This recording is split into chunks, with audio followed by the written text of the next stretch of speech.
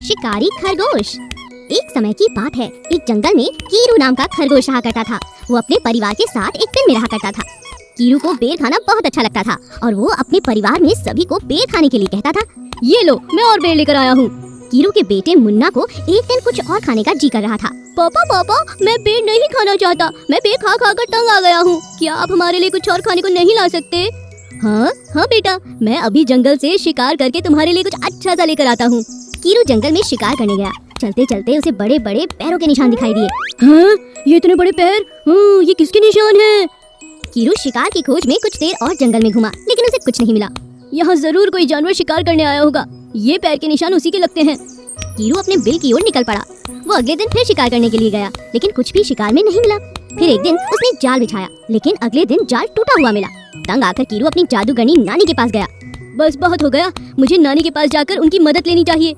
मेरी मदद कीजिए नानी, मैंने इतने दिनों से शिकार की खोज की, लेकिन कुछ भी हाथ नहीं लगा, कोई जानवर मिलता ही नहीं। ये मेरे जाल को देखो, ये टूट चुका है और ये हमेशा यूं ही टूट जाया करता है। मैं क्या करूं? मेरे बेटे को बिल्कुल भी बेर पसंद नहीं, वो बेर खा खा कर परेशान हो चुका है। उसका मन है कि वो कुछ और खाए। कीरू की नानी ने अपने जादू से कीरू को एक जादुई जाल बना कर दिया, जिस जाल को कोई भी यूं ही तोड़ नहीं सकता।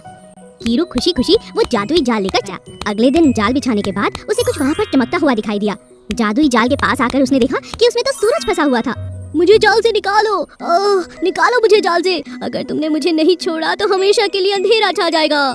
कीरू ने जल्दी से जाल खोला और सूरज को बाहर निकाला। सूरज ने गुस्से में कीरू को लात मार दी और चोट लग गई कीरू को। ओह मुझे माफ करो, इस तरह का शिकार अब कभी नहीं करूंगा। मैंने सोचा था कि मेरे जादुई जाल में कोई और शिकार फंसेगा, तुम्हारी तो मैंने कल्पना भी नहीं की थी, मुझे माफ करो। उसके बाद कीरू ने बड़े बड़े फल तोड़े और अपने बेटे को जाकर खिला दिए। लो बेटा, बहुत सोचा तुम्हें क्या खिलाऊं, अब शिकार नहीं हो सकता। मैं तुम्हारे लिए और अलग अलग तरह के फल लाया हूँ, तुम इन्हें खा सकते हो। शुक्रिया पापा। एक घने जंगल में दो कछुए रहते थे। उनमें से मादा कछुआ गर्भवती थी, इसीलिए वह दोनों अपने अंडों को एक जगह सुरक्षित रखने के लिए नदी के उस पार जाने के लिए सोचते हैं। हम हमारे अंडों को यहाँ पर नहीं रख सकते हैं, क्योंकि यहाँ पर तो बहुत सारे जंगली जानवर हैं और सांप भी है, कोई भी आकर हमारे बच्चों को खा सकते हैं। इसीलिए हम नदी के उस पार एक टापू में हमारे अंडों को रखेंगे। ऐसा निश्चय करके नदी पार करके टापू में जाकर सारे अंडों को एक सुरक्षित जगह रखकर फिर वापस आने के लिए नदी में निकल पड़े। लेकिन अचानक वहाँ पर एक मगरमच्छ आ जाता है और दोनों कछुओं को खाने के लिए नदी में उनका पीछा करता है।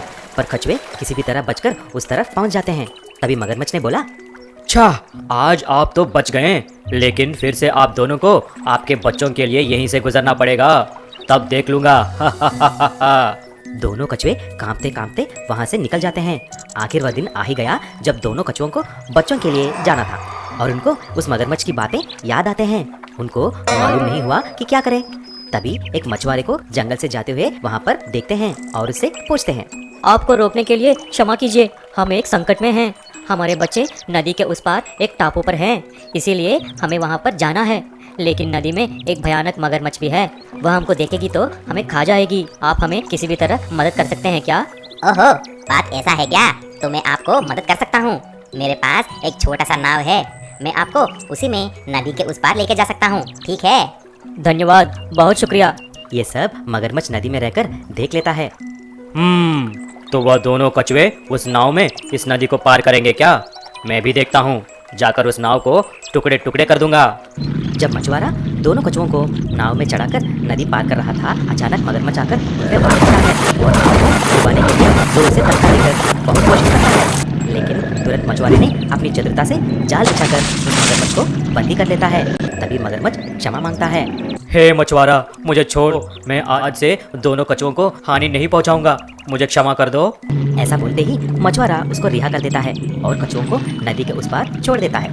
जब दोनों कछुए उन प्यारे बच्चों को लेकर आते हैं, तभी मगरमच्छ ने ही उसके पीठ पर सबको चढ़ाकर नदी को पार करने में सहायता करता है। तब से मगरमच्छ और कछुए बहुत अच्छे दोस्त भी बन गए। प्यारे बच्चों, सब्सक्राइब वाले लाल बटन पर क्लिक करके हमारे दोस्त बन जाओ। हम आपको कार्टून की अच्छी अच्छी वीडियोस दिखाएंगे। कमल एक कसाई था, उसके पास बहुत सारे बकरियां थे। वह खुद ही अपना बकरियां पालकर उन्हें अपने ही दुकान में काट कर बेचता था।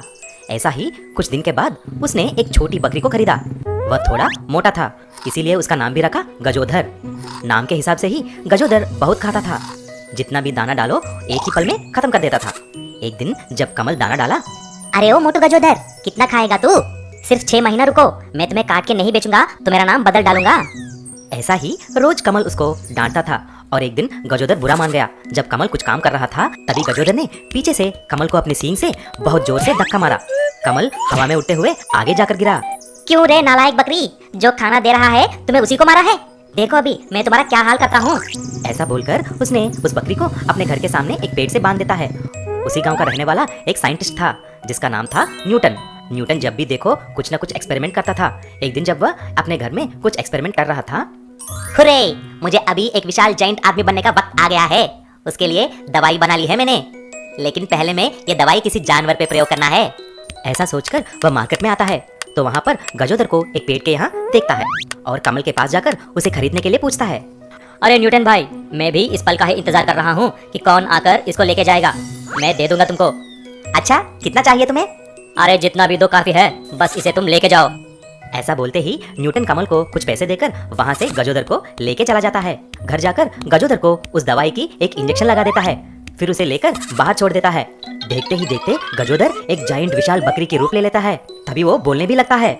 देखो अब मैं तुम लोगों का क्या हाल कर देता हूँ। तुम इंसान हमें ही पालकर फिर काट के खा जाते हो। हम बकरियों को उल्लू बना रहे हो ना। ऐसा बोलकर गजोदर सारा मार्केट में दुकानों को और घरों को तोड़ने लगता है। जो भी उसके बीच में आता है तो उसको भी अपने सींग से उठाकर फेंक देता था। फिर सारे गांव के लोग न्यूटन को कुछ करने के लिए बोलते हैं, लेकिन इतने में पुलिस वहां पर आ जाती है। फिर पुलिस उस जैंट बकरी को एक बड़े ट्रक के पीछे चढ़ाकर बांध देते हैं। क्यों रे न्यूटन, तुम कुछ एक्सपेरिमेंट किए बिना नहीं रह सकते क्या? अभी कुछ करो उस विशाल जैंट बकरी का। तुरंत न्यूटन ने और एक इंजेक्शन तैयार करके उस गजोदर के पाँव को लगा देता है। तभी गजोदर फिर से छोटा हो जाता है। गांव में हल्ला मचाने के इल्जाम में पुलिस न्यूटन और गजोदर को दोनों को गिरफ्तार कर लेते हैं।